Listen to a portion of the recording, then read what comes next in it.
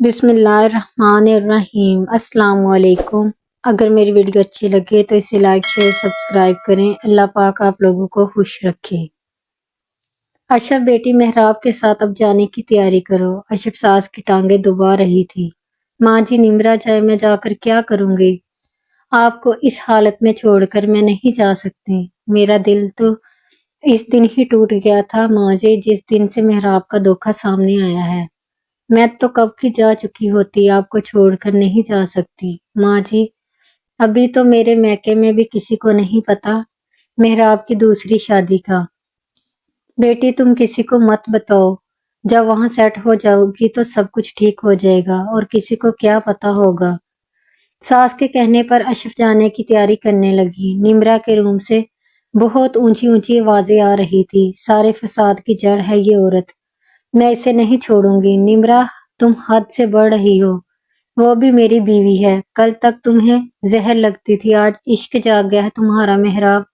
نہیں نمرا تم ایسا مت سوچو، میری ماں کی خواہش ہے کہ میں اشرف کو لے جاؤں۔ رات کو نکلنا تھا تو چندہ میری تیاری کروانے آ گئی۔ میں محراب کے ساتھ اپنی ماں کو ملنے چلی گئی۔ واپس آئی تو اشرف مجھے تمہاری بہت فکر رہے گی، اپنا بہت خیال رکھنا۔ ہاں چندہ اب تو وہ شخص قابل بھروسہ نہیں۔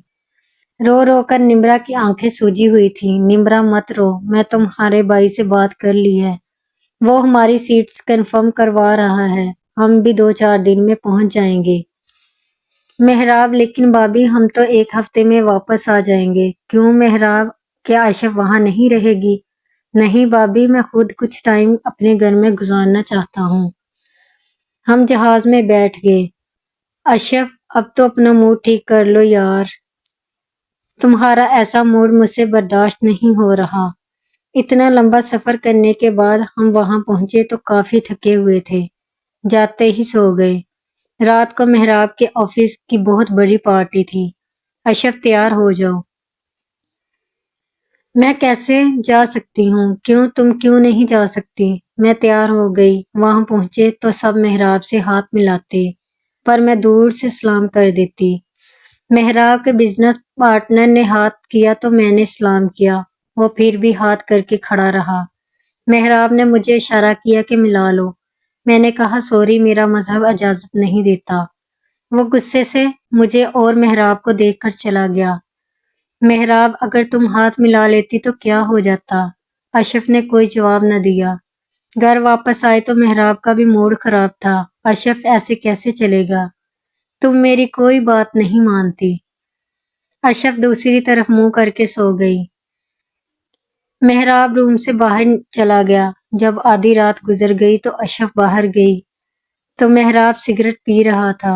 آپ سوئے نہیں؟ نیند نہیں آئی اشرف، تم جا کر سو جاؤ۔ اشرف آ کر سو گئی۔ صبح ہونے کو تھی، محراب روم میں آیا۔ اشرف میں نہیں رہ سکتا تمہارے بغیر، میں مر جاؤں گا۔ مجھے آپ پر بھروسہ نہیں تو کیا جان دے دوں اپنی؟ وہ اشرف کے ہاتھ پکڑ کر رو رہا تھا۔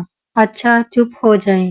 دونوں میں قربت بڑھتی گئی۔ نہ جانے کب دن ہوا، دنیا سے بے خبر دونوں فون کی گھنٹی پر چونک گئے۔ دوسری طرف نمرا کی کال تھی۔ ہیلو، کہاں ہو؟ مجھے پتا ہے بوڑھی بیوی کی باہوں میں ہوں گے۔ شٹ اپ، فون سے آواز باہر آ رہی تھی۔ نمرا اب جب تک میں یہاں ہوں تمہاری کال نہ آئے مجھے۔ اشرف بیچاری اٹھ کر فریش ہونے چلی گئی۔ واپس آئی تو اس کی آنکھوں سے صاف پتہ چل رہا تھا کہ وہ بہت زیادہ روئی ہے۔ وہ محراب نے جا کر اشرف کو اپنی باہوں میں لے لیا۔ وہ شیشے کے سامنے کھڑی تھی۔ اشرف خود کو اس آئینے میں غور سے دیکھو، تم کتنی حسین ہو، اور کہیں سے بھی لگ رہا ہے کہ تم بوڑھی ہو۔ اس کے آنسو گرنے لگے۔ محراب اس کے سامنے کھڑا ہو گیا۔ آنسو کا قطرہ انگلی پر اٹھایا اور کہا بہت قیمتی ہیں یہ آنسو میری زندگی میں، اب پھر کبھی مت رونا۔ اور پاگل ہو تم؟ کچھ تو ہے تم میں کہ میں تمہارا دیوانہ ہو گیا ہوں، اور کچھ کمی تو ہے نمرا میں، اس سے محبت کی شادی کے باوجود میں اس کا نہیں ہوا۔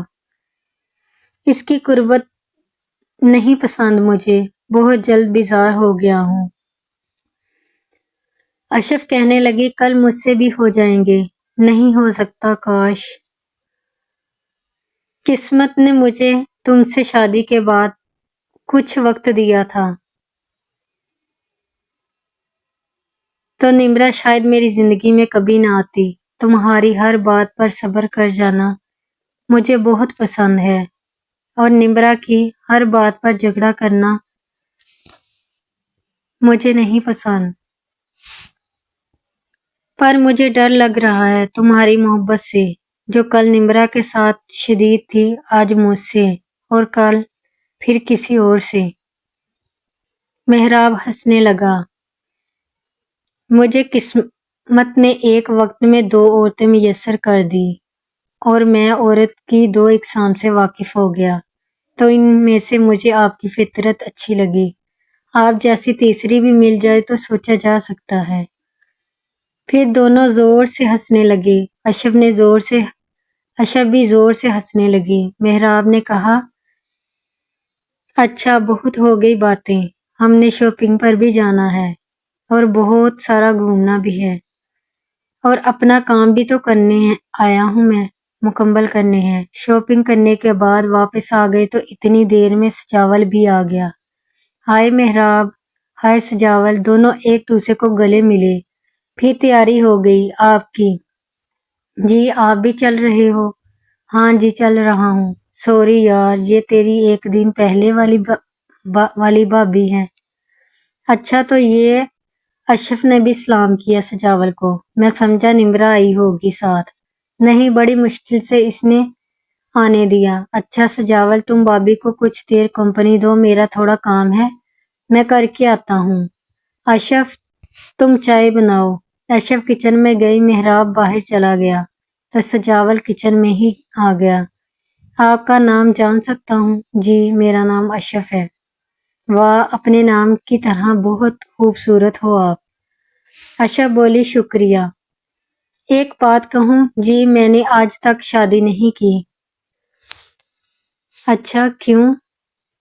کیونکہ میری آئیڈیل آپ جیسی لڑکی تھی، وہ اب ملی ہے تو دوست کی بیوی کے روپ میں۔ پلیز آپ بیٹھیں، میں چائے لے کر آتی ہوں۔ کیوں، آپ کو میری بات اچھی نہیں لگی؟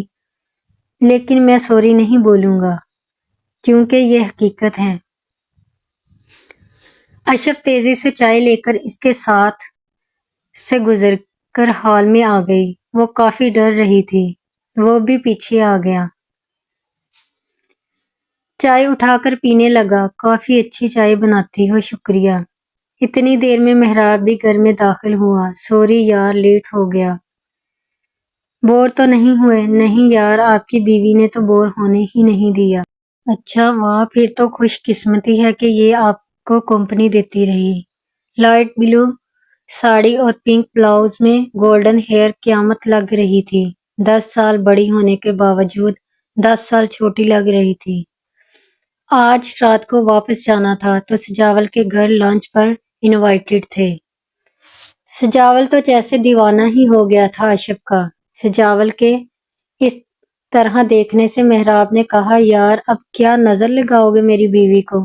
سجاول تھوڑا شرمندہ ہو گیا۔ یار کتنا حسن ہوتا ہے نا گھریلو لڑکیوں میں، جو ان لوگوں نے گھر میں چھپا کر رکھا ہوتا ہے۔ ہاں سجاول، سچ کہہ رہے ہو، نہ صرف حسن، سیرت بھی خوب ہوتی ہے ان کی۔ سجاول تم چل رہے ہو؟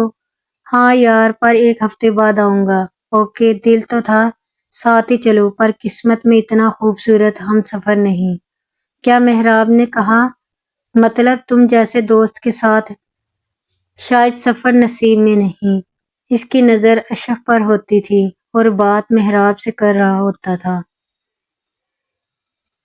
اچھا یار، ہمیں ایئرپورٹ چھوڑ دو گے؟ سجاول کہنے لگا ہاں ہاں کیوں نہیں، ہم لیٹ ہو رہے ہیں۔